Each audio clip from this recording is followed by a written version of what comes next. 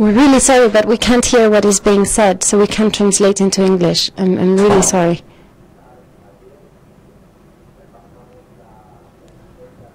Still, I'm really sorry, but we're getting no sound in the booth. With Daniel Canovari and Monica Bello.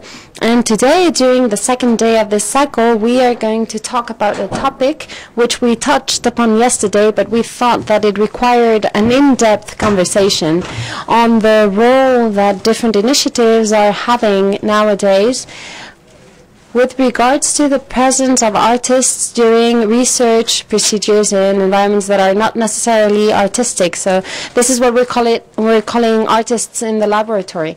And this is something that is quite interesting. We are developing this awareness of the fact that artists, beyond being present at critic or criticism processes, they can also be agents that are embedded in research processes. This is not new, but sometimes it's not so much about it being new, but it being relevant. It's a specific historical moment, and it's relevant because on the one hand we're seeing that art is a space or is a series of research techniques, and it can add value to other research processes, so they can live together with researchers, with scientists, with engineers, with developers, with technologists. And nowadays we see that it's not so easy to differentiate the work carried out by a design study or a research study. Actually, Rafael was saying yesterday that his anti-modular study in Montreal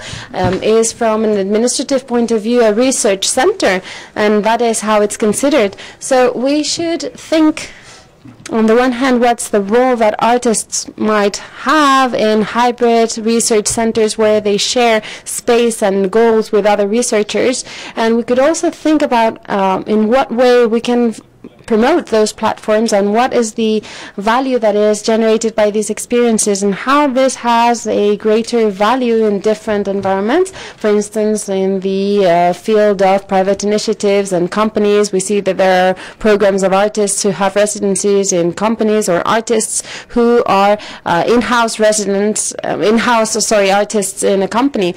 And there are other fields such as public policies, where in different ways in Europe we have seen different experiences where artists are having an impact on public policies as researchers as well. And then in a very important way, which is what we are going to be mentioning today, is the role of artists in scientific institutions or science institutions. There is a long history of programs that have embedded artists in the field of science institutions, such as the new experiences in the 80s in NASA, with different experiences with artists who were there in NASA.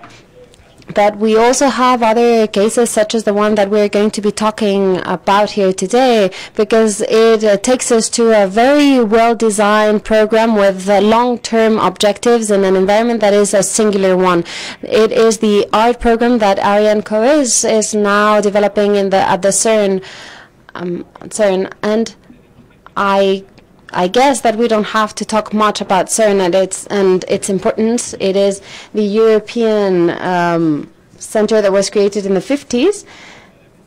I guess that it's one of the most supranational initiatives in the world, with researchers from over 25 countries from all over the world that are allowing for this project to exist. It is on the border of Switzerland and France, where they study the origin of the universe, really, and the matter of the universe, where they study the origin of particles. So I don't really have to talk about the great experience that CERN has been carrying out, which is the Higgs boson particle experience. But that was not the only relevant activity carried out by the CERN. Actually, today or yesterday, I don't know if it was today or yesterday.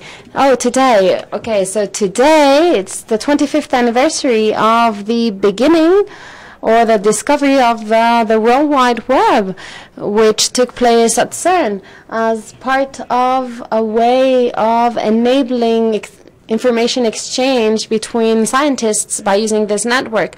But I guess I don't have to talk about the impact that this has had on our daily lives, the development of this technology that was created by CERN that has actually now impregnated all the fields of our day-to-day. They made it they made it what it is today, a civil network, not just something for technological purposes or scientific purposes. So they go beyond their specific activity in the environment where they are set. They don't just study the physics of particles. And 3 years ago, I believe, in 2010, Ariane began with the International Program for Artists at the CERN. And this is an initiative that, on the one hand, wants to establish an artistic policy for the laboratory.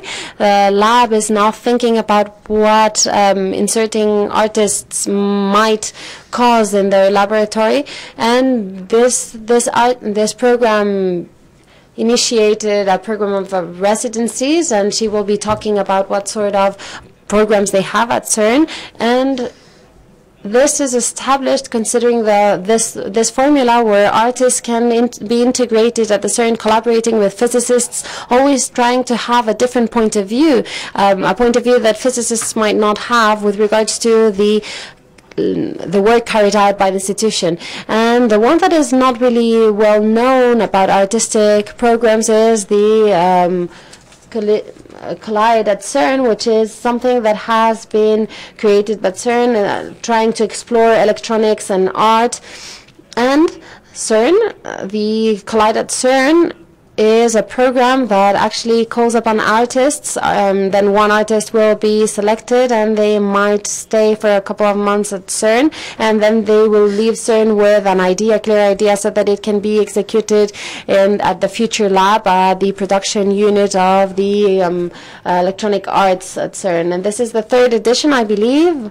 Right now they have a very, very famous artist who had an exhibition here at Fundación Telefónica, Ariane Koek, who is a Japanese artist who was here. And there are other initiatives. Collide at CERN has other categories, not just electronics and arts, that is for musicians or movie makers or choreographers, but they have another program called Accelerate that is something that is being done by different countries of the CERN community that allow for different artists to be residents at CERN as well. In this CERN community. And that's all I wanted to say about CERN. And as for Ariane and her role at CERN and this specific position that she holds in CERN, well, before that she was a creative producer, she was a curator, and she was a journalist specialized in art, and she has worked for the BBC and other important institutions. So she is the ideal person to talk to us about art and how we are contemplating the role of artists in laboratory or lab environments. So thank you very much, Ariane. Thank you very much indeed, and for inviting me here as well. This is a picture of collisions which happen in something called the Large Hadron Collider at CERN. It's an extraordinary place. It's let's see if this works. Whoops, it slipped. It's the world's largest machine built by man. It's 27 kilometers in circumference. It's 100 meters under the earth. It's a massive tunnel. It's the size, actually, of the Circle Line in the London Underground, if anyone's been on that. And it was actually partly built by people who built the London Underground. And this ring, as Jose said, actually spans France and Switzerland, so it goes across the borders, and it hurtles particles, which are the things which make you and I what we are, and the chair we're sitting on, table, everything in this world. It hurtles them, they're even below atoms. It hurtles them just under the speed of light and collides them 40 million times. It all sounds very science fiction, at 4 different points on this gigantic collider. And these 4 different points are 4 different detectors on the collider. The largest one is Atlas and CMS. And those two are totally designed for finding the little particle which gives everything mass, and that's the Higgs boson, which you heard about, and which got the Nobel Prize. The theorists who discovered it, postulated it, got the Nobel Prize last year, and we discovered it. So we proved their theory was true. And these giant detectors take snapshots of these particles, which go in opposite directions. They act like cameras, and they take pictures, they take the data of the 40 million collisions, which then are turned into visual data, like the slide at the beginning, as well as numeric data. So that's an important thing to say. And those are two other experiments on the ring, which do different things. One which looks at the moment when actually planets and stars were formed. That's Alice. And the other one which says the really important question, which is, why are we in this universe the way it is? Why did matter win over antimatter, which is the opposite to matter? Why did matter win? Why are we in a material world? So it's important just to say what these experiments are. So in essence, the Large Hadron Collider is like the fastest racetrack on the planet because of colliding things just under the speed of light. It's also the emptiest place in the solar system, as it says, because we have to create these incredible vacuums inside those magnets in order to accelerate the particles under the speed of light. It's also the coldest place in the universe. I often think there should be a science fiction movie shot here because we have cryogenic chambers which are minus 271 Celsius to keep everything cool underground, because in fact we're also creating the temperature which is 1,000 million times hotter than the heart of the sun by the collisions inside this tunnel. And as I said, we've got these incredible detectors which record the collisions. We also have this extensive computer system. We have so much data that, in fact, the data we have could go from the moon and back. That's a nod to Agnes, so I don't know if the moon geese could kind of collect the data as they fly up to the moon. But we have enough data going up to the moon and back in CDs if they were laid on their side. And that is the data we collect. We actually throw away most of the data. We only keep 100 collisions per second as data. We throw away all the rest of the 59.999999 million data. We throw that all away, actually. And then CERN was founded in 1954. It came out of the Atoms for Peace movement to prove after the Second World War that nuclear science can be used for peaceful means, and subatomic science can do that. And it brought countries, it was seen as a great way of creating countries coming together and working together. It's funded today by 21 European member states, and Spain is a very key part of that. They fund it, and other people observe. And in fact, we have over 100 countries working with us. So 100 countries work with us. We're very open source. That's why the World Wide Web is open source, because we believe in open source. And other countries pay for connections, but other countries participate, whether they're Iraq, Iran, USA, Japan, Pakistan, India, by giving us knowledge and equipment. So it's all part of that science exchange in terms of technical support and knowledge. So it's an incredible collaborative enterprise with 680 institutions around the world working with us and doing the crunching of the data on the distributive grid. It has a massive budget. But do I get any of it? Do I get any of it at all? The answer is no. Because Gosh, because I'm doing art and I'm doing something very, very specific at CERN. A lot of science laboratories understand art as a communication and illustration of the science. Now, I could have made my life really easy and gone, oh yeah, I'll do art as illustrating and communicating the science. I would have got a budget, no problem. But no, I'm determined always to change things and change the rules of the game.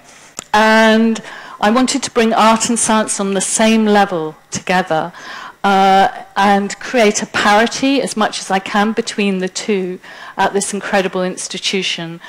And in 2009, I won a prize, and they said to me, oh, you can go anywhere you like in the world. And I went, and I got offered stuff in art galleries in Canada and the UK and the USA, and I turned them all down. And then everybody went mad with me and said, what are you doing? And then I said, well, I want to go somewhere where I can make something happen and make a difference. I've been given this award. I don't want to spoil the chance of doing something, actually making something and just following other things. And I feel very strongly that something particular could happen at CERN, because where ideas are being pushed and the boundaries of the known world are being pushed, that is incredible food for artists. So I wrote a pitch to CERN, a 12-page pitch, and I said, you're at this amazing point in your history, you're just about to switch on, you call yourselves a cultural force, you can't be a cultural force if you're only science and technology, you have to bring in the arts, and I will come to you for 3.5 months and do a feasibility study for setting up an artist residency program. And then 2 hours later, I got a phone call, which was amazing, and they said, yeah, this is great, the Director General thinks this is fantastic, when can you start? And then I flew out 2 weeks later, much to everyone's horror. Everybody in the UK was going, have you got an office? Have you seen them? Have you met anybody? Do you know anybody? I went, no, I'm just going. So off I went. So that was the beginning. And as I said, it's all about the boundaries of knowledge being pushed. And I just felt very strongly that there was a feasibility study to be done. So just a little bit more about CERN. I mean, the interesting thing is we know so little about the universe. We don't know 95% of it. We don't know anything about. So it's all unknown. So again, that's such a great playground for artists. And why is there no antimatter? Very little antimatter on the planet, though we have little bits of it inside ourselves, doing little collisions now and again. And how did the Big Bang happen? And this is the mission of CERN, and if you look at it actually, art fits in there quite directly. Push back the frontiers of knowledge. Well, artistic research is knowledge. Artists have great knowledge in terms of the senses, visually, smell-wise, movement-wise, body-wise, all sorts of incredible knowledge. So that needs to be there.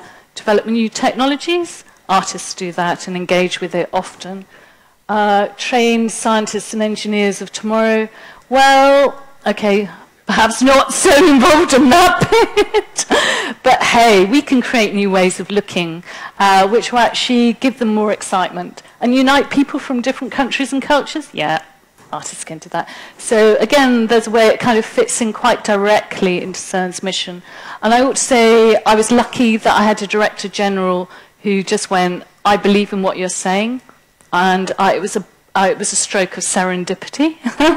And also, CERN is all about fundamental science. It's the last bastion of fundamental science, science which is actually looking at knowledge for its own sake. There's no end goal in terms of we're going to have an end goal and it's going to be applied. It's all about why is the universe made the way it is?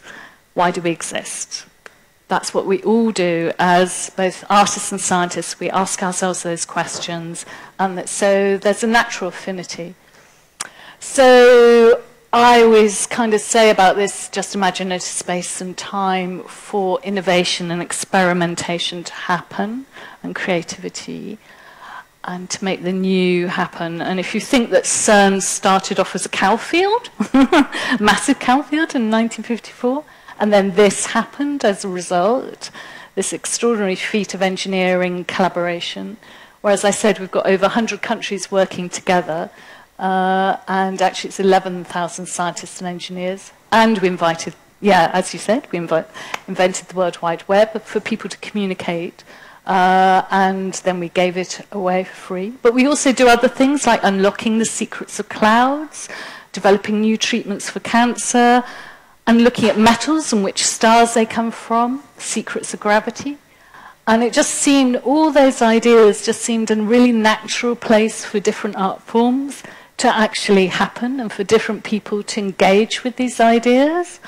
And really out of that came my feasibility study, and out of that came the program after 3.5 months of feasibility study and me then presenting the findings.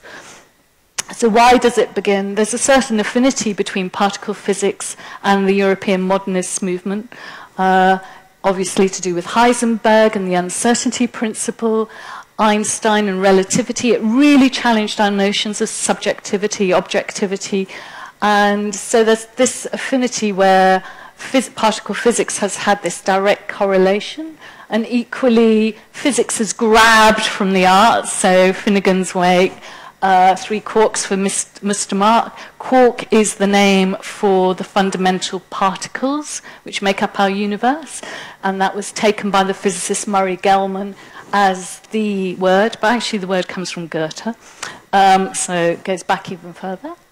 The great art science crossover man. Equally, CERN has always attracted lots and lots of artists, and when I went there I discovered all these different artists, including Andres Gursky, for example, who'd been there, and Keith Tyson. Many artists had been there, but nobody knew about it, so I was collecting all those. So there's been this ongoing engagement, even opera sets. But it's not the first time. CERN had actually done an arts program in 2000, a really pioneering arts program, which the London Institute had done. CERN hadn't done it. The London Institute had done it under the filmmaker Ken McMullen, called Signatures of the Invisible. And he chose different visual artists to come to CERN. And that was a really important thing for me, because it gave me a foundation to look at what had happened in the past, talk to the artists and scientists who'd been part of that and ask them what their experience was, then look at people in the present and see what their interests and understanding were, including artists working with scientists in other international programs, and then look at what was happening in the future for the feasibility study. And the main findings, in a brief nutshell, are that scientists wanted more contact with the artists. They kind of felt artists just came in and stole their ideas and went away. And they were like, whoa, we want to play with them. We want them to be part of our community. And particularly with particle physics, you have 3,500 people working together, and they like playing together, being together. So if an artist comes in and then disappears, they're like, oi, where did that happen? Artists equally, I found, when they came to CERN, there was one very fundamental, incredible artist who did a piece, and I said to him, from Signatures of the Invisible, and I said to him, why did you make that piece? Because it was not so good. And he said, it's because I was angry, and I was left on my own, and there was no structure. So I just came in for a day and never went back, because there was nobody on the ground to guide me. So that proved a very important thing. But I kind of feel very strongly that, particularly with particle physics, artists are really aligned with them, because particle physicists split into two things. Theorists who think beyond the paradigm, who go, oh, there are 13 dimensions, and they think way beyond what we can think, and the experimentalists who test those. And that's what an artist does. An artist does both those things. Doesn't split the job in two, does both those things. So I think there's a real natural affinity. And, for example, Fabiola Gianotti, she's an extraordinary physicist, but she had to choose between being a concert pianist and being a physicist. And she had to choose to be a physicist, but she practices every day, and she's an incredible advocate for the need for the arts and science to be together at CERN, a great supporter of the program. So it all began really in 2011, when I had to do all this boring stuff which you have to do, which is policy stuff. You have to mimic the organization you're in and give it the same structures so it understands what you're doing. So you have to create cultural policy. And I sold it to them by saying we were putting peer review, so putting the arts on the same level as the science, because the scientists at CERN are chosen for their excellence, so why shouldn't the artists be chosen for their excellence? And they should also be part of that community. So the policy was called something really terrible, which is great arts for great science, but I was starting from ground zero, or -4 in this, really. So I had to create a cultural board, all these boring structural things, and they're made up of people from Switzerland and France who are power players. So, for example, Beatrix Roof, who's director of the Kunsthalle Zurich, Frank Madlener from IRCAM Paris, and scientist Michael Dozer, for example. And our creative artistic patrons are all artists who've been to CERN and have been inspired by it and are creating stuff or have created stuff there. So whether it's Jacques Herzog or Pipilotti Rist, for example. So it's all about creating two-way knowledge and inspiration exchange, equal exchange and respect and value. And the flagship of the whole program is called Collide CERN, which is the artist residency program, which came out of my study. And there are two strands. One is with Ars Electronica Linz, and Ars Electronica provide the prize money, and then I fundraise for all the rest of the costs, which are very high, for subsistence, travel, accommodation. And that is for anybody in any art form engaging with the digital. And the other strand is with the city and canton of Geneva. Every year that changes art form. So first year, as Jose said, it was choreography. Then it was, gosh, what was it? Film. And this year it's music. I'm judging it next week. Yeah. And the idea is for an international open competition, judged by a jury, with prize money and living costs for up to 3 months. Now, this was really, again, very important. Again, I could have been really easy and gone, okay, the artist has to fundraise and create everything for themselves and find the funding. But no, I was just like, no, they have to come in economically already sorted out. So I made my life even harder by having to fundraise. I was really determined about that. And when they're with us, they are matched with an inspiration partner and who's a CERN scientist, and that's during the induction process. And there are lots of other things which happen during the whole time there. They also have an office on site, which is a mixed blessing, because a physicist's office is really bare. It's like table, chair, blackboard. That's all it is. So that really is all it is. So sometimes the artists go in there and go, oh my God. And we go, that's okay. And yeah, so you live and work with physicists. And we have blogs tracking the creative collisions, and international exhibition opportunities come out. So, you know about that. We launched it all with a massive festival with Ars Electronica Linz in 2011, which was all about CERN, called Origin. And it was saying, is CERN the way forward? And the first winner was Julius von Bismarck. And our first winner of choreography in that year was Gilles Jobin for the Geneva Prize.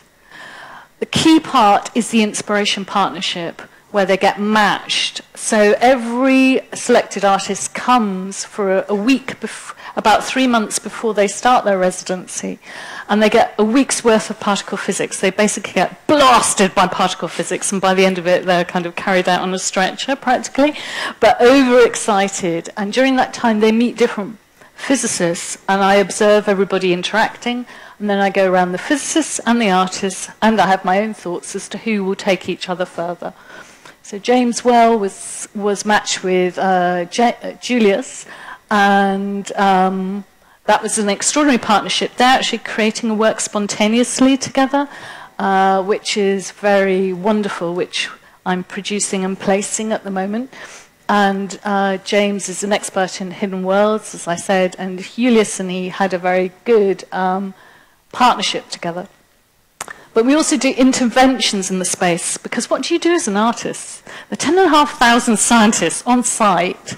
You're an artist, there's also me, there's also my assistant, Julian, but then what do you do? How do you make your presence known? So what we do is we produce interventions on the site, so we create crazy happenings, disruptions. So Julius and I kidnapped 30 scientists, held them hostage underground, in the dark, played them Bertrand Russell talking about Plato's cave, and then said, what do you see in the dark? What are you actually seeing now in the dark? And we recorded that. Equally with Gilles Jobin, we created an intervention called Strangers, where they went into the CERN physics library, which is an all-hallowed place, and Gilles went in with his dancers saying, I'm going to be invisible. We're all going to be invisible, and we're just going to move around and be invisible. And this picture went viral. It's a physicist studying. He didn't blink once as those 3 dancers toppled in front of him. And actually, when Gilles went by, he left a little note on the desk saying, hello. Still didn't blink. And it was quite extraordinary. But it really is a meditation on the focus of the artists and the focus of us physicists. There's a real parity there in terms of that. But we've also done other interventions, like in the antimatter hall, where we did a credible dance performance, or we turned the cafeteria into a live dance rehearsal space. And I'm really looking forward to seeing what we can do with Ryoji Akira, who starts his residency with us this July. I mean, that's going to be really good fun. So we've got wicked plans for that. So really it's about also the unexpected. What I haven't said is the CERN residency program is all about the process. It's about the process of discovery and exploring. It's about renewing and refreshing artists, because I believe very strongly that in our society, we don't have time now as artists to refresh and renew. So I deliberately sold this to CERN, and I provocatively say this every single time, there's going to be no outcome. And why do I do that? It's a really a political statement, because I believe very strongly we've lost our trust in artists, but any artist exists to create and make. That's why an artist lives and breathes. We're too process and product driven, and a work of art takes as long as it takes. It doesn't take 2 months or 2 days. It takes as long as it takes. It could be 3 years, 4 years, whatever. So that's very important, and it's in a way, I'm using Collide CERN as a deliberate provocation to challenge society to stop being so product-driven and really think about the beauty and the absolute truth of process. Those are scientists working with Gilles Jobin on a piece of work, which I'll talk about in a minute. And we also do kind of experimentation. So this is Bill Fontana, who was last year's artist in residence. We turned the Large Hadron Collider, the world's largest machine, into a live musical instrument. So we basically played the sounds of itself when it was working. I ought to emphasize it's not working at this point. It's been switched off for 2 years.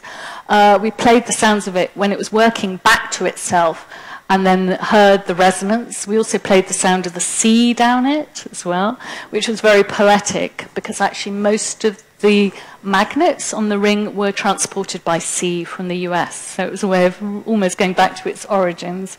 So we do a lot of experiments on the space. And it kind of creates incredible interactions with the scientists who, for example, hear things in new dimensions they've never encountered their equipment for. I mean, there was the man who guards the proton source, a little bottle this big, where all the protons start their little journey. It's like Aladdin's bottle. This is the little bottle, and he was given some headphones and listened to the sound of the particles as they left the bottle and then started their little journey before they go around in the little booster, before they go around the 27-kilometer thing. And he cried. And he had been looking after that bottle and changing it for 25 years. So there's something very there's a real beauty in them engaging with their own stuff in different ways. So it's all about creative collisions, no deliberate outcomes, just process. But, yeah, outcomes happen. So Julius created a piece called Versuchen zu kreisen, which were 4 turning lamps. But actually, he's created many other pieces which, since his residency, which have been influenced by CERN. And as I said, he's creating this other art piece with James.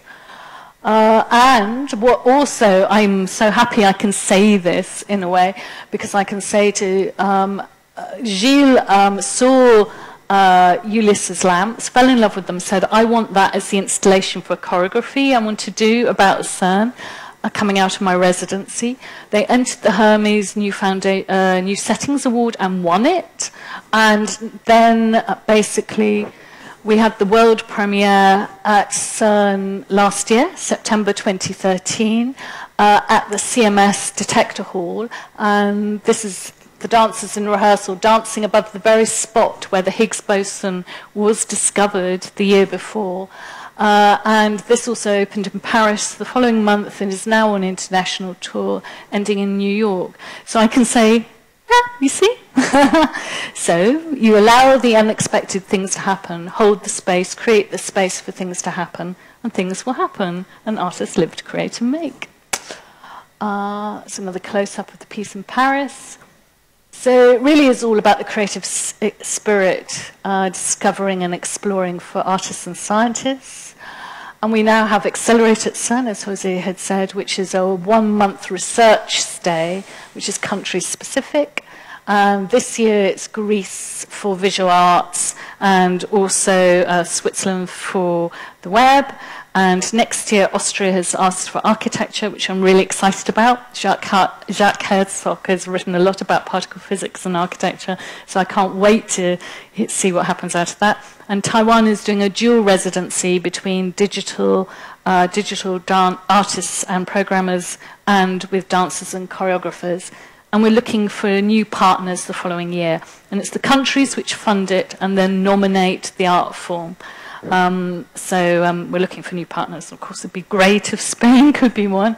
And this is proving incredibly popular. But we also do another third strand, which is called artist visits, because competitions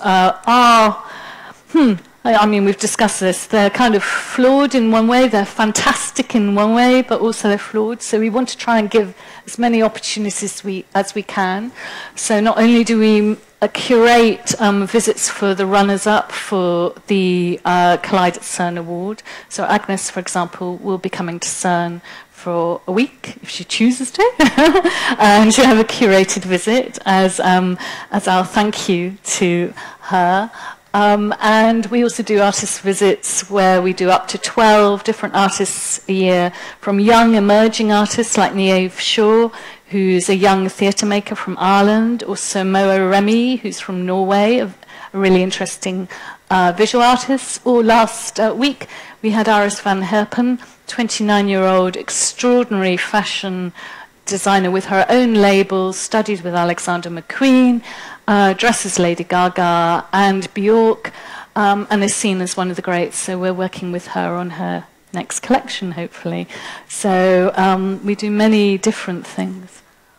So it really is about the fact that knowledge is actually limited, and I do believe, like Albert Einstein, that imagination embraces the world, and ideas are springboards of the imagination, and it's all about research, discovery, and play. So that's just a very overview of what we do at CERN. Yeah. So thank you.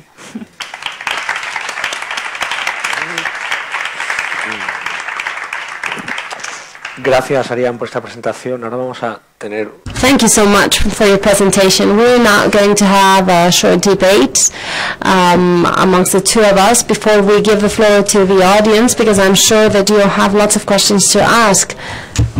Talk about, and I really see in a way how Arts at CERN is really like a platform that is a space that's making so many things possible. But some of the things actually that I would like to talk about is the difficult part of it. Yeah. Actually, because that's always the fun bit. Of course, it's like that's how you learn. It sounds really interesting, but I'm absolutely sure that it's really complex. And the first point is actually something that is a bit of most of a commonplace at this point, but this doesn't make it less true, which is how you have to negotiate scientists' expectations of what the role of the artist is going to be versus what is the actual reality of our praxis today. And there's always this idea about what artists are going to expect, scientists are going to expect artists to make their work more easy to communicate, make it easier to deal with for the audience, this notion of almost polishing and beautifying what they do. And then you have to negotiate that is not at all why artists are there. Artists are mostly there also to make their own questions, not just to make the answers to the scientists' questions easiest to communicate. So how do you deal to that? How do you deal with that? And actually, how has it evolved since you started until now? It's become a more established presence at CERN. Okay, so anybody who tells you that discussion is ever won is telling you an untruth. Because in a science organization, you have to repeat the message. The first important rule, though, is always to be very clear about the expectations. So, for example, NASA got it horribly wrong with Laurie Anderson. Basically, they had Laurie Anderson as the artist in residence. They rang her up and said, "We want you to be artist in residence." And she asked, "What do you want me to do?" And they said, "We don't know." Then she came, then she was critical of them, and then they were like, "Oh shit, we wanted her to say how wonderful NASA was." Well, A, you would have never approached Laurie Anderson in the first place if you wanted somebody who wasn't a social critique, who wouldn't do something imaginative. And B, you have to get those expectations really nailed right at the beginning. So I've always been very clear, we are not illustrating the science, we are not describing it. Now, it doesn't mean that I don't have those conversations every day. And that scientists are always coming up to me going, "Oh, by the way," I mean, there was the key one where a scientist came up to me after Ulyss had been with us for a month and went, "Where's the work of art?" And I went, "What do you mean?" And he said, "But he hasn't done anything." And I went, "So how long did it take you to build your experiment then?" And then he said to me, 15 years. And I went, "Right." So there you go. So you always have to do things like that. So it's an ongoing dialogue, and I will never, ever say that it will ever be one, because it won't be. In that sense, it seems that a really key thing is this relationship between the artist and the physicist who plays the partner, which in a way is a guide to the artist. He plays the role of being the guide inside the world of physics, but also inside the world of CERN, the institutional culture of CERN. So what has been the experience so far? Like, can you tell us a little bit more about how has this played out, and what is in the end the role of the profile of these figures, these partner physicists, who I guess may end up being really determinant in what the outcome is? Okay, so I've given you the example already of James and Julius, so I'll give you a new one. So we've just matched Ryoji Akida with an absolutely brilliant theorist, a young theorist who will just be extraordinary with him, who's a very, very high mathematician as well. And Ryoji's very, very skilled in maths. And I can tell that the journey they're going to go on is going to be really interesting and extraordinary. But at the moment, the filmmaker in residence has been matched with, for example, the engineer on the pixel detector. The pixel detector is the little machine right at the center of the Atlas detector. It's the actual thing which takes snapshots of the invisible. And I felt very strongly that for a pixel maker to turn into a pixel detective would be a wonderful kind of synergy. And Jan is making a film about the meaning of life. And his buddy, Neil Hartman, is an engineer on the pixel detector and has taken him underground and given him access no one has ever had. He's literally been crawling through that massive cathedral and filming stuff. But equally, Bill Fontana was matched with Subodh Patil, who's a cosmologist. Subodh is very much into the sounds of the universe, is a musician. There was a natural synergy. But the interesting thing there was Subodh wasn't Bill's first choice. Bill went for somebody who was like him, same age, same profile, same kids. And I went, no, sorry, you need Subud. I think he will take you further, he will challenge you, and I could feel Subud would get a lot out of that as well, because he's so fascinated by sound. And that partnership is incredible now, really beautiful, and they're working together extraordinarily. But there have been partnerships which haven't worked, of course, so I haven't always got it right. You can't always get it right. So Gilles Jobin, I matched him with somebody who was too much like him. Oops. Somebody who was just as hyper and equally as geeky as Gilles, and equally travelling the world. So those two never got their act together to meet up. And it's very important that the inspiration partners meet. They meet together every week. And I'm very clear in saying also this is not mentorship. Again, partner is a very deliberate term. Equal balance for equal matching and equal respect. Can you actually even imagine a scenario where some of these partners end up having credit for the outcome of a process? I mean, can they even get to a position where they are so determinant of the outcome? Yeah. Maybe not as much as the artist, but definitely in that. Oh, no, James is, I mean, James has done all the, I'm trying not to give away what this thing is. James has done all the maths for the thing which has been created, and he's totally invested in that outcome. Totally. I mean, Subud's been working on the Large Hadron Collider as a musical machine with me. Yeah, no, they're all invested. Neil has been filming some stuff for Jan. No, they are working together. Yeah, yeah. As much as they want, though, they have the freedom to do whatever they want. Actually, I also appreciate that you mentioned that these things can also not work out, because these experiences are always extremely, they can be really frustrating, they can be really difficult, I mean, as any kind of open space of collaboration, where things are not really determined from the beginning how they're going to come out. You talk a little bit about being very adamant on the fact that these things are not outcome driven, or that the validation of the whole process is not determined by the actual piece that ends up being exhibited or whatever. So then, in a way, the question is, how do you evaluate? How do you, what kind of milestones can you set to define this has been a successful path, it hasn't been so far? And I guess a lot has to do with the, on one level, the actual produced theme, but also the mode of engagement and what the artist has left at CERN after his stay there. So how do you define more clearly what is an evaluation process for these kinds of collaborations? Well, one of the most wonderful things was when Gilles Jobin's wife, La Ribot, came up to me and said, "Oh my God, thank you for handing my husband back to me, because what you've given me is the man I married 30 years ago, a man who's full of discovery, play, enjoyment, risk-taking. You've handed him back to me." And for me, that was a complete validation. I thought, yeah, he's been on this journey. It's been really difficult for him at times. It was incredibly difficult for him at times. You know, he's a dancer. He left school at 16. He hasn't stopped producing and making. He runs his own company. He's got 2 kids. He's got a wife who's always touring as well.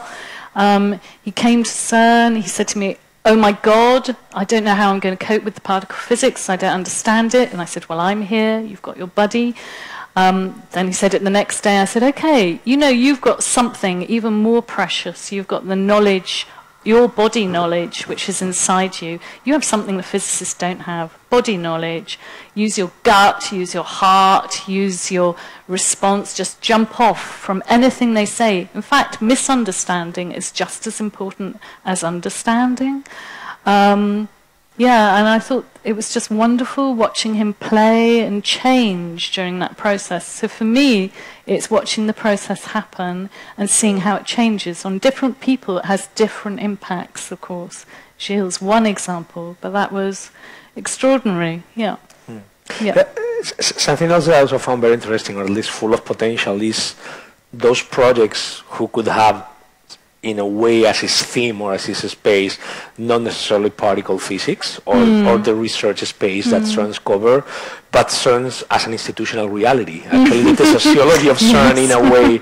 And actually, it was something I was discussing once with Michael, who is in the advisory board, about the fact that, well, it seems that something that in which some area in which artists can make a massive contribution is on the institutional critique of the space and in the sociology and philosophy of science. And he said, like, well, that's even complicated because you might be surprised how few scientists or physicists have read Bruno Latour. Right? It's not like they're not necessarily aware that there is such a thing as laboratory sociology. So, so I wonder to what extent this has also been something, because CERN is as a human endeavor also a fascinating object of contemplation. Yeah, no, it's a crazy place actually.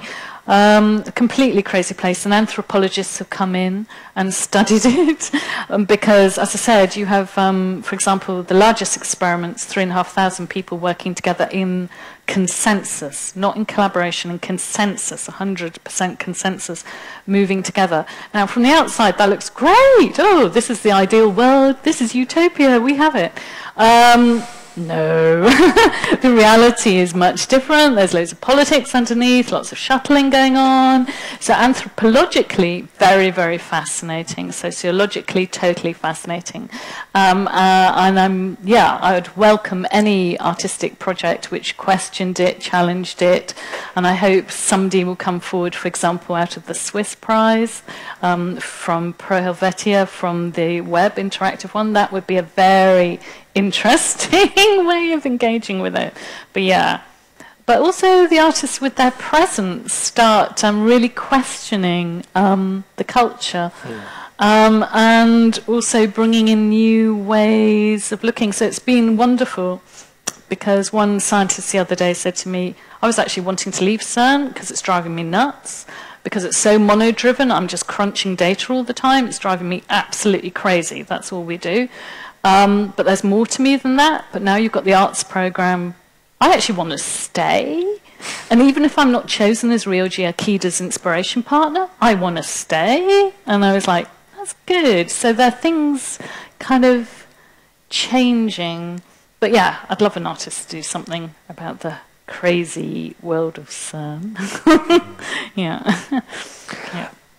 Creo que estaría bien abrir ya el diálogo. I think it'd be great if we could open a bit of a debate with you, the audience. So if you have questions, or if you have doubts, or if you have comments to make, please do raise your hand, because we don't have any light, so we can't see you if you don't raise your hand.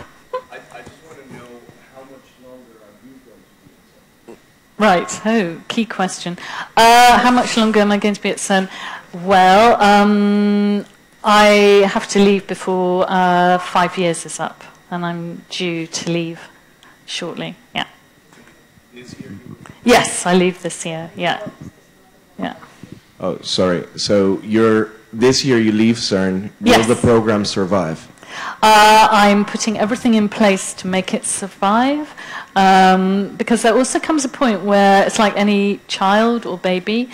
You have to hand it on, and it has to live its own life. It's unfortunate, because CERN has a policy that it cannot have people for more than 5 years, because otherwise it has to make them staff, but it can't make anybody staff, blah, blah, blah. So that's why I have to leave. But the baby is so entrenched that I would hope that it will continue. So what I'm trying to do is lock down the funding before I leave, so it continues. Changing the board, which will become more hands-on. I've secured my assistant for 3 years against all political odds. So he's there, he understands how the program works. The board will be more hands-on. I'll be on the board to do continuity and make sure that happens. And then I will do the lobbying for somebody else to come on as well to actually head it up. But that's my next task. Got to sort that one out. So I'm doing everything incrementally. Yeah. 6 months to sort that out. Yeah.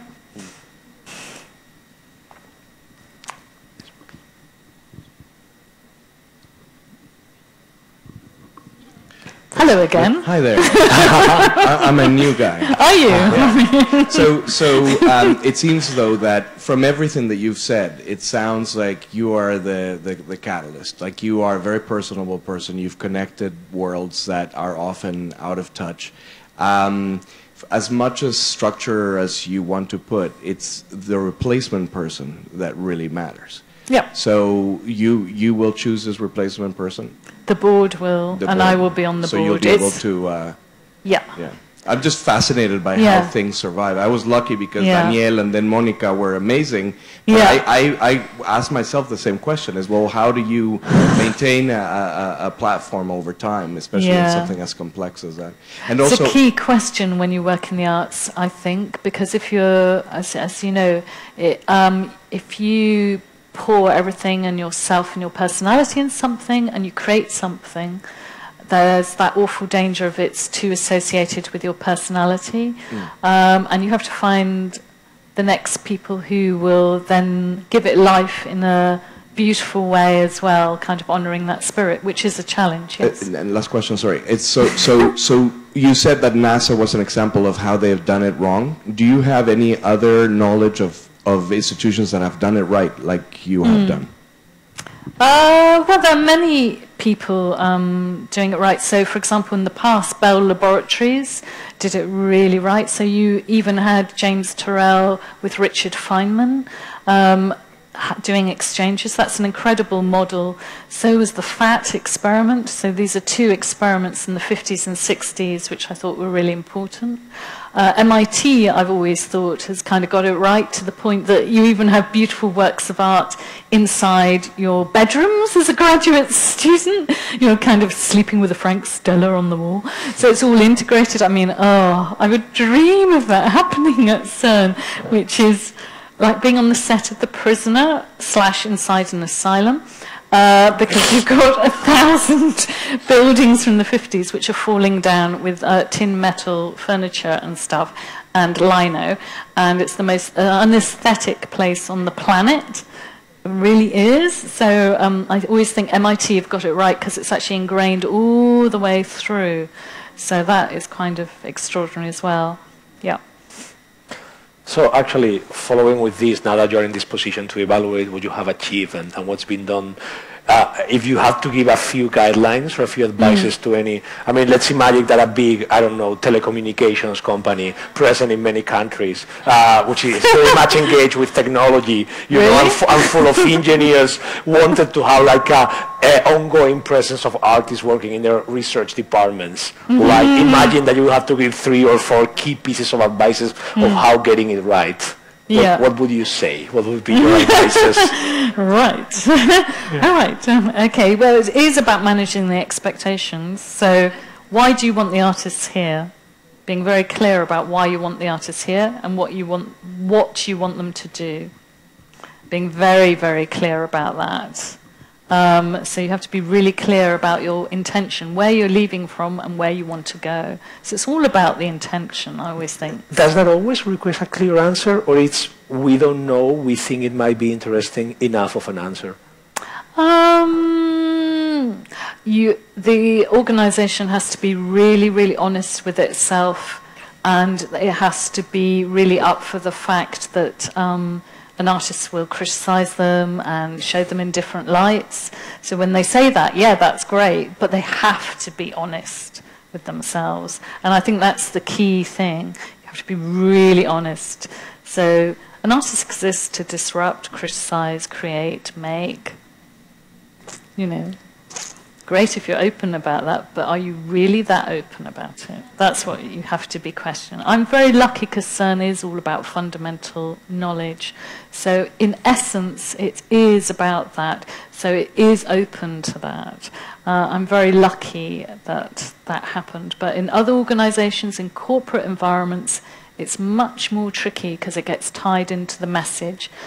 So if you look at Brazil, for example, and the corporate culture in Brazil, as you know, Brazil, most of the funding for the arts comes from the corporates, and it's used out of their communications budget quite often, even though you've got the Luegene and stuff.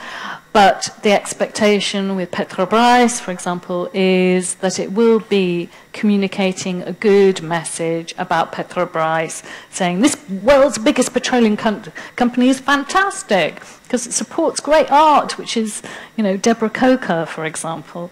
But would it do really challenging art? No. ¿Más preguntas o comentarios? Any more questions? Allí y luego aquí. There and then here. Hi, Ariane. Thank you very much. It's been a very interesting talk. It's very inspiring because I think that it has a lot to do with, as we most of us are thinking, well, it has a lot to do with the work that we do here. And it's something which calls my attention and something which is very basic, but which I always ask myself. The artist is working from the process right now, and that's an essential reality. But when you ask that scientist how long it took him to create his project or his product of research, and he said 15 years, what do you think was his thought about that? Is there an awareness about the fact that the research in art is as valuable in the world in which we live, and how we can, from the management and the cultural management and production, to make that reality more relevant and more clear for people? I know what he thought about that because he said to me, "Good point."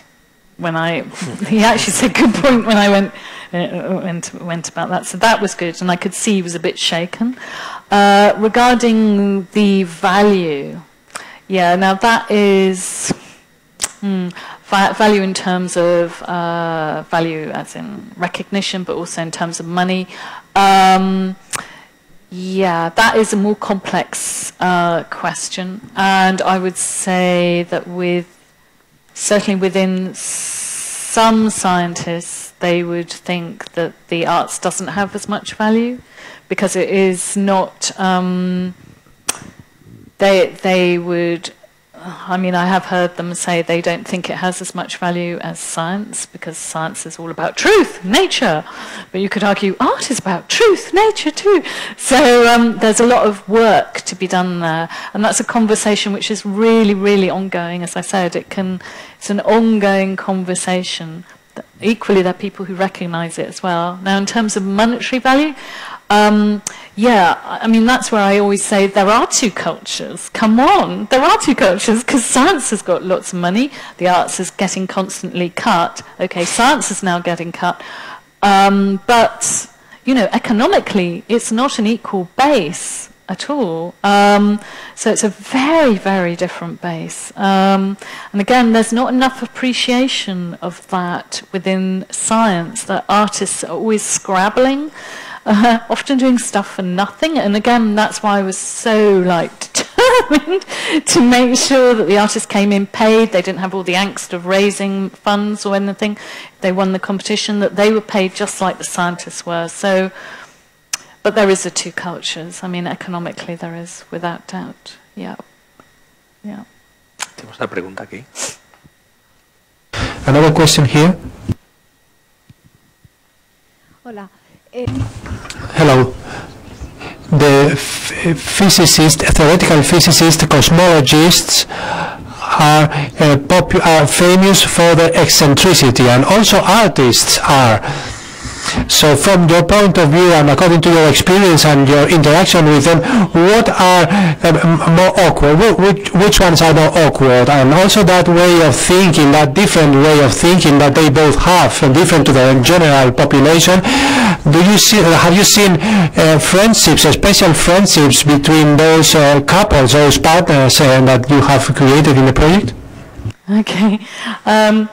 Yeah, they are very different. Okay, so I'll just tell a story. Okay, so James, I invited James to a party at my house. So James was one of the guests. And then he rings me up and goes, Ariane, I'm lost. And I said, well, you only live 2 roads away, so I don't quite understand why you're lost. And he said, okay, I'll try a bit further. I'll try a bit harder. Then he rings me up and says, I'm at your flat now. And I said, well, actually, you're not at my flat. And he went, yes, I am at your flat now.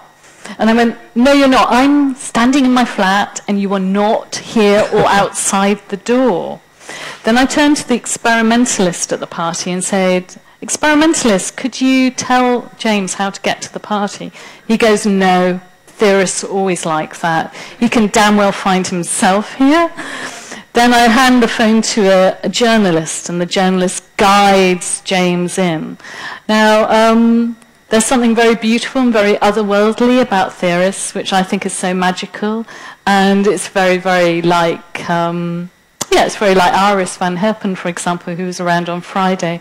Again, magical, otherworldly, thinking in different ways, very beyond. Just like James, who I introduced her to, and I said, Iris, you'll see that James always looks up to the left-hand corner, and he's always thinking somewhere else. You can tell he's just gone somewhere while he's talking to you. And I think those two are definitely going to start talking to each other quite a lot. But there's that beautiful otherworldly magic, yes, without doubt. And if eccentricity is what life is all about, isn't it? Do we all want to fit in? That would be really boring. Don't we want to challenge, create new ways of being? Yeah. And the way they're interacting together, I think you were talking about the inspiration partners with the artists. It's interesting, Bill with Subud, because Subud is being very practical with Bill, because Bill's an artist who's very practical. So he's actually different in that way. He's a very practical, he knows what he wants to do, he sets out to do it, he's very kind of focused in a very particular way, quite unshakable. But Subud occasionally shakes him, which is great, and he sort of goes, ooh. And because Subud is a cosmologist and just is daring and kind of knows no boundaries. After all, he looks at the cosmos, so, you know. So, yeah. Hope that answers your question, yeah. Gracias. Ah, oh, baby.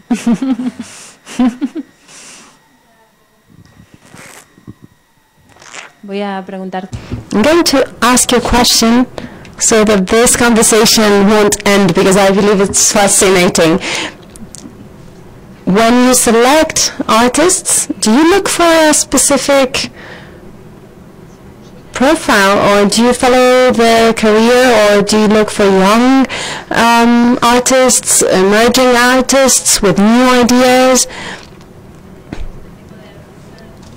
Do you look for those artists? I'm sorry I'm being so simple, but are you looking for senior artists with lots of experience, with lots of different phases all throughout their work life? How do you do this? How do you select artists? Do you have a line you follow?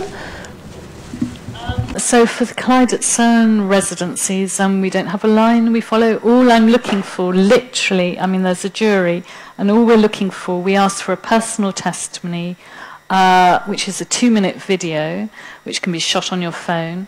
We also ask for a project proposal, but we know that's going to be thrown out the window when somebody comes, so that's just seeing how somebody thinks.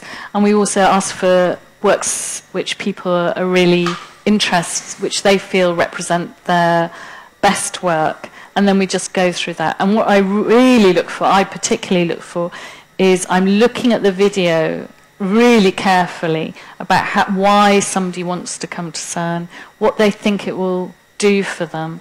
I really want it to change them in some ways, and I'm looking for some kind of openness, integrity, honesty, direction, but also I'm looking for ideas which may take things beyond. But I'm really looking for that openness, that wish to discover and play. So it's open, really. Yeah. It's open. I mean, my biggest regret is we still haven't got a woman artist, and that is a flaw. And I still feel... But last year, we contacted 50 women artists, asking them to apply. 3 of us did. We contacted 50, and one of them applied.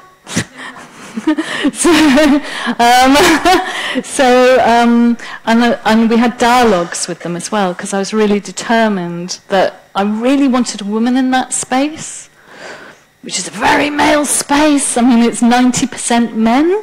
90%. So, yeah, it's really high. So it would be great to have a disruption. Ariane, ¿Estás pensando? Are you thinking? Have you ever thought of inviting curators? Yeah. ¿Crees que podríamos contribuir? Do you think we could contribute in any activities carried out at CERN? Because now artists go beyond, and we're a very big community of profiles that complement each other. So how do you see that? Yeah, when I was in Taiwan, they were saying, why don't we have a curators in residence? And I think there's a real need now for curators in residence. I think that would be a wonderful thing. So I'm very interested in that. I think there is a way of that contributing. That will have to be my successor, though, I think. But there is a real place for that. And certainly I've been thinking there's a way, I mean, the way VIDA is moving into thinking about education as well, which is really important. I think there's a way of also tying up with education and curatorial programs and creating that kind of structure and understanding. So, for example, with undergraduate and postgraduate work, tying in. But I think a curator in residencies are really interesting ideas and would bring in new ways of looking again and agitations within the space and help us produce even more interventions to disrupt the space. But there's a way all curators and everybody in this room can help us get the brightest and best and the most extraordinary artists to apply for either Accelerate or Collide at CERN, or put themselves forward for an artist visit as well. I mean, you can help me directly now, which would be wonderful. Yeah. One question about this. The residencies Yeah. are during 3 months. Up to 3 months. Up to 3 months. Yeah, for the digital one it's 2 months actually, and then it's 1 month at Future Lab at Ars Electronica Linz. For the Geneva one it's 3 months. Mm-hmm. Yeah. But as you said, and I find it wonderful that you don't make a contract with the artist that he or she, if there will be a she, there will be a she, is going to produce something that you can exhibit and so. But how do you support the artist after these 3 months? It's because in 3 months it's very unlike that there will be something concrete. So how can they come back? Do they have the partners after these 3 months, and so how does it go? Okay, so on all those different levels, partners, they continue forever, but so James still working with Julius. Residencies ending. Jan Peters did his final lecture 3 weeks ago. He hasn't left. The filmmaker's still there, and he will be there until June. But it's not just the inspiration partners. Everybody they meet is always in contact. So Gilles Jobin has always been backwards and forwards to CERN, constantly backwards and forwards to CERN, and working with different scientists. So the conversations continue. Me as a producer, I work with the artists afterwards and help them create new places and spaces. So, for example, I found the space for the first performance of Quantum and fundraised for part of it as well. I come up with fundraising ideas, but I know I'm leaving shortly, so I shouldn't really say that. So the next person will do that as well. That production support is really key, and also that's a really key bit of the residency program, because very few residencies have a producer who's actually in residence with the artists, working with the artists and supporting them, and then developing the work with them or helping them or facilitating. You know, that invisible work which curators and producers do, where who knows what they do, but they do that thing, and things nudge along in a particular way. So the artist gets that support, and even the people from the artist's visits get that support and carry on having contact and can come back as much as they want. So, yeah. It's an ongoing process. It's not an ending, finite. It's infinite. Yeah, as infinite as one wants it to be. Yeah. I want to follow that. Do you think that these artists that you have followed and you have mediated and been in contact with, they will accept that you will be gone, that the relationship somehow has to be shifted to someone else? I'm sure they will, because they've got the scientists and they've had the experience, and I'm sure they'll be supported just as well by whoever the next person is, or by the board, and or by the board as well, yeah, which I might be on, which I am on, yeah. I had a question about, I don't know if I missed this in the narrative, but you said you got offered this award and you sort of have these art gallery options, and all of a sudden CERN came up. And I was wondering if you could talk a bit about that process. Was it specifically CERN and some of the things it symbolized, or was it just more generally getting artists into a scientific space? And then for your next venture in the totally wild speculation, where would you like to insert more artists where they might not otherwise belong? Okay. So the CERN idea happened on a bicycle ride. So I did a bicycle ride, which was the long, dark bicycle ride of the soul, from my house to the British Library, where I heard everybody's voices going, "You turned down all those amazing places, you're mad, you're crazy, what have you done?" And I was the real black sheep of the award, actually. I'm now the poster girl, which is ironic. But at the time, I was the black sheep who never got her act together, who turned down really great places. And as I was cycling, I was going, oh, shit, what have I done? And I went, okay, what makes you who you are? I love places which press, as I said, stretch ideas and knowledge. I get really excited about ideas. That really, really drives me. I knew I wanted to work internationally. I'd been working internationally at the BBC. But I wanted to work even more internationally. I wanted to make a difference, make something happen rather than shadowing. And then the crucial question is, what makes me really weird? And I always think weirdness is the thing which makes you who you are. And what makes me weird is I'm a nerd about nuclear history. I've made documentaries in the Australian desert with the Jarrattja tribe, who were tested on by the British in the 50s, to doing documentaries about Chernobyl. And okay, that's atomic, but I'm really interested in science. And I thought, oh, I'd really want to go subatomic. And I wasn't allowed to do physics when I was a 12-year-old because it didn't work with the subjects I was doing, but I loved physics. And then I thought, where on the planet matches all these things? And then the voice of a great friend of mine who's a landscape artist came into my head. And I'd gone to his exhibition the year before. And it was in London, and there was a print of the heartbeat of the ice of Antarctica and then the heartbeat of the LHC. And I remembered his words, which were, something wonderful could happen at CERN, Ariane. And then the end of my bicycle ride, I went, CERN, that encapsulates everything. And ideas for me are absolute springboards of the imagination. And then I looked up CERN, what it had done, and then wrote a 12-page pitch, and then that's what happened. What next? Speculation doesn't have to be real at all. Yeah,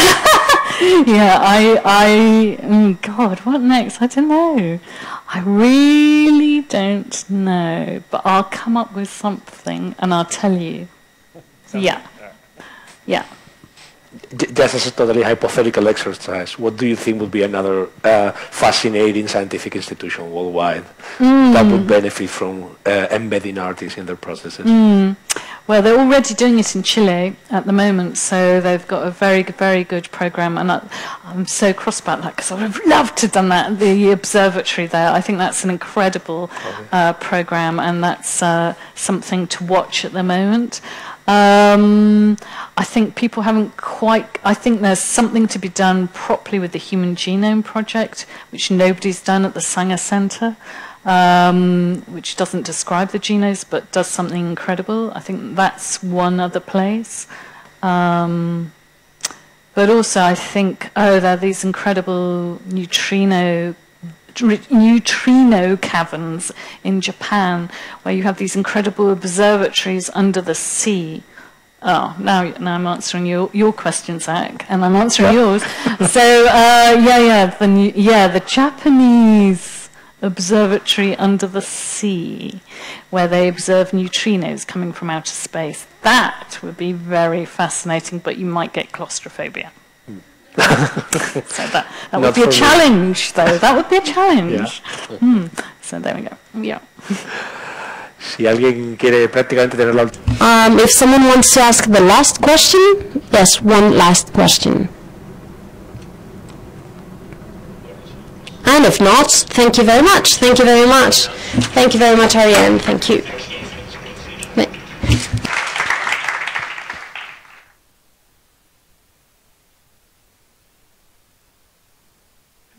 Que el ciclo de conferencias de arte y conciencia no acaba aquí, queda un tercer encuentro el día 27. The cycle doesn't finish here. There is a new encounter with Robert Gould-Bernstein, who is a professor of psychology in the Michigan University, and with Jorge, one of the main science disseminator in our country. Thank you very much.